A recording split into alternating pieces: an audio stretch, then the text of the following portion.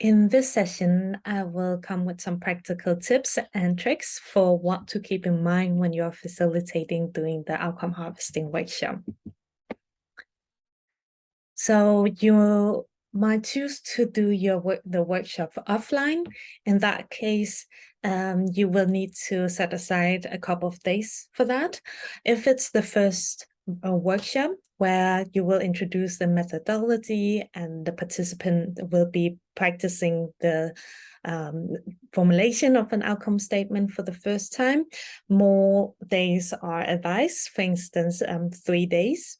For subsequent harvest, where you want to refresh and then again do a brainstorm and harvesting the outcomes together, shorter amount of time can be dedicated. So in this case, it can, for instance, be 1 or 2 days. For the online sessions, it's important to divide the sessions.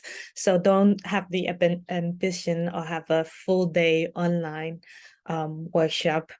And a thumb of rule is that generally when we're having online meetings, it's hard to concentrate for longer period of time. So try to keep the sessions no longer than 1.5 or 2 hours with a break in between. And also think in energizers for the online sessions as well. And as you're doing the workshops online, you might also be doing some more prioritization, as not everything would be able to be explained or practiced as elaborately. So as mentioned in the video on the preparation for the workshop, you can do a blended learning. So some materials can be shared in advance. So the introduction to the methodology can be shared in advance. So keep it short, focused, in order to avoid people in multitasking or lost energy.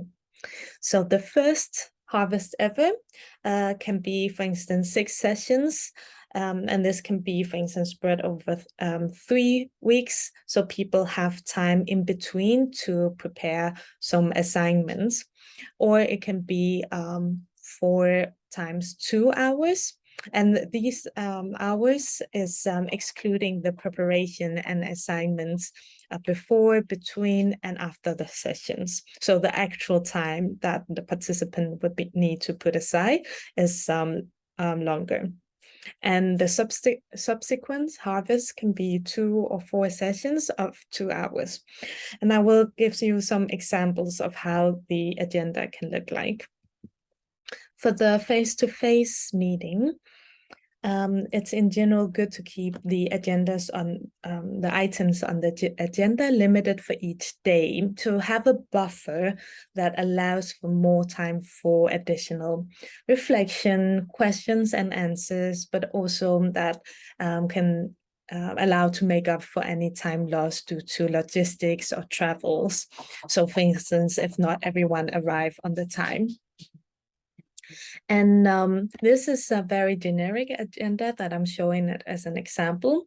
You would most likely benefit for having a more detailed agenda that you can develop, where you also include, in addition to the timing and topic, also the objective of each of the session, the role division of different roles, the exact timing for each of the sessions, so to carve it out in more details. But generally, as a very generic example, you can have the first day for introductions and for introducing the outcome harvesting essential concept, and then use the afternoon once people are have gained more knowledge about the methodology, then brainstorm on outcomes together and start the formulation of different elements of the outcome.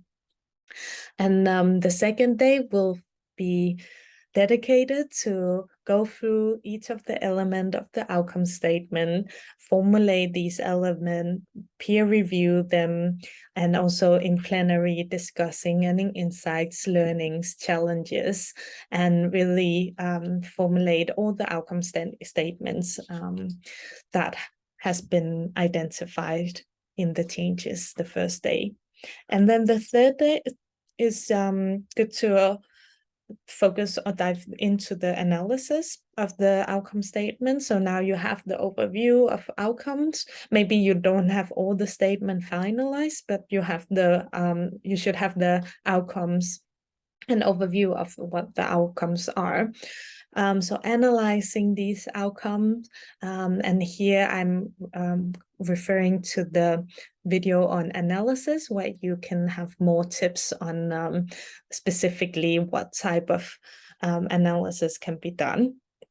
And then in the afternoon, use that for planning or any adaptation or interventions. How does all this new information and analysis feed into the programming, and what are the next steps from there? For the online agenda, it looks a bit different. It has a different format. So here I will give you an example of the 4 online sessions of 2 hours. So the first session here, and this is with the topic of the session, the time. This is, I have broken down into a bit more details. The format in terms of where it would take place. Would it be in pairs? Would it be in breakout rooms? Or would it be in a presentation format? Technical support. So this is especially if you have a technical co-facilitator, which I very strongly recommend for you to do. Then this is what type of support this technical co-facilitator will be responsible for doing each of these sessions. So for the first session is the introduction, and also going through the essential concepts, and then doing you can, to keep it interactive, already here introduce an exercise. So in this case, differentiate between output and outcome. I will give you an example of how you can set up this exercise in the video on outcome harvesting workshop sessions. And for the session 2, after recap, can go into the brainstorm and formulation of outcomes and peer reviewing the outcomes. And after this part, you might already want to make sure that after the session, everybody goes back and brainstorm and write down, identify all the outcomes that they haven't been able to finalize during this session. So then when we come back for the third session, all the outcomes are identified and written down in outcome titles. And from there, we can write down the outcome statements together, first individually, and we can use some collaborative virtual platforms for that. So I will also show you examples of this later. And then in pairs peer review. So this is really to practice writing and reviewing each other's outcome, and also having some time in plenary to discuss insights and learnings. After session 3, when everybody go back, then continue to finalize and write the outcome statements. So before session 4, all the outcome statements are being finalized, or at least the drafts being finalized. And in between session 3 and 4, the facilitator can provide individual feedback for all of these outcome statements. So once we meet at session 4, then all the draft outcome statements are there. So there's another round of reviewing these statements, and the facilitator has already provided some feedback. So maybe some of the feedback will be highlighted depending on which areas there are challenges on. So people get another opportunity to review and revise the outcome statements. And then the analysis, using different tools on the virtual collaboration platform, plotting in the outcomes against the theory of change and or against the timeline. And then after this session, there might be concrete agreement on how to finalize any statements that still needs to be reviewed or finalized in revision. And then the planning and adaptation or intervention is something then that can take place afterwards. So for facilitation tips, in general, review objectives with the group at the beginning of the meeting, so the objectives of the workshop, and make sure that to reach a joint agreement that everybody is on board and on the same page in terms of the objectives. And also check the expectations of the participants, which expectations they have of you and also each other. So maybe setting some guidelines and for also the participants to list their hopes and concerns of the meeting. For the next two elements, trust and engagement, facilitation is really the key here for the facilitator to create a safe space that enable all participants to listen and respect each other's input and structure the discussions as needed to achieve the expected outputs. So this can be done, like trust and engagement, also by allowing for different formats of working together and interactions.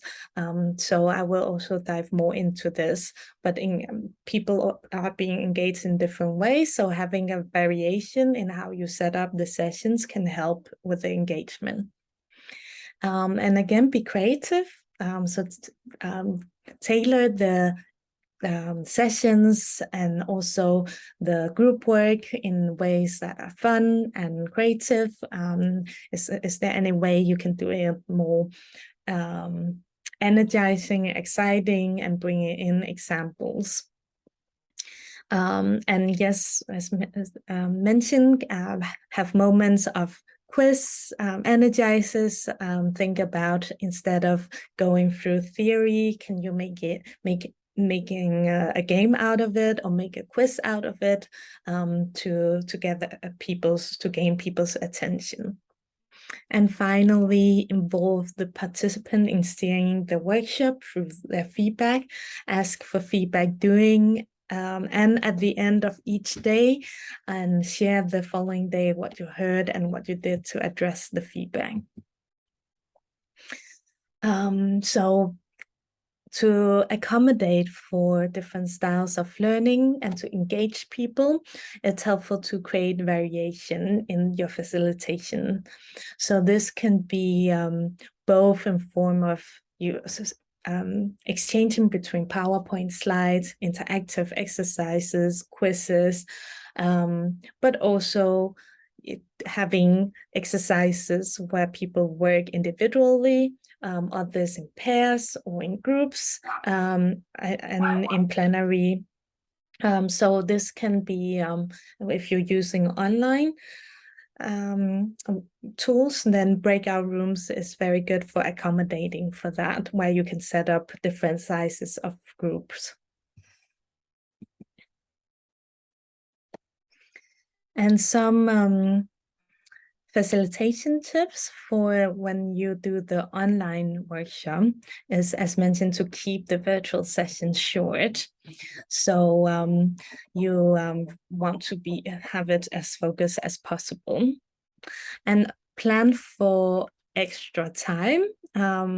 So sometimes the sessions can take more time when it's online than face-to-face. So it's also important to have a buffer.